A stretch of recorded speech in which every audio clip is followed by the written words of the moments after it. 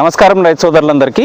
Form ఆయిల్లో మనము అతిపెద్ద సమస్య అంటే మనం చెట్లు పెట్టిన తర్వాత 3 సంవత్సరాలు సాధిన తర్వాత మనకు పెద్ద సమస్య ఏంటంటే చెట్లలో మొగ చెట్లుగా మారిపోవడం, పోతు చెట్లు అంటాం, అటువంటివి జరుగుతుంటాయి. సో మనం దీనికి మెయిన్గా రీజన్ ఏంటంటే వాటర్ సరిగ్గా ఇచ్చుకోకపోవడం, తర్వాత సరైన ఎరువులు కానీ ఇవ్వకపోవడం వల్ల ఇటువంటివి జరుగుతుంది. చూడండి, ఇక్కడ మీకు ఒక మొగగొల్ల కనిపిస్తుంది.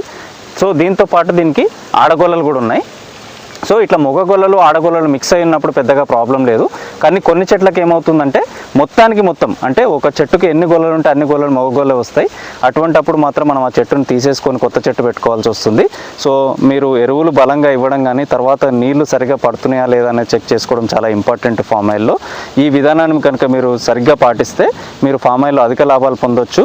పోతుగొల్లలు తక్కువ వస్తే మీకు లాభాలు ఎక్కువ వస్తాయి. సో ఈ విషయాన్ని గమనించి మీరు సరిగ్గా చెట్లను సరిగ్గా చూసుకోవాలని, మొత్తంగా పని వాళ్ళ మీద ఆధారపడకుండా మీరు కూడా కంపల్సరీగా వారానికి ఒకసారైనా వచ్చి చెక్ చేసుకోవాలి డ్రిప్పర్స్ని అనే విషయాన్ని నేను మీకు తెలియజేయాలనుకుంటున్నాను. థ్యాంక్ యూ అండి. Thank you very much.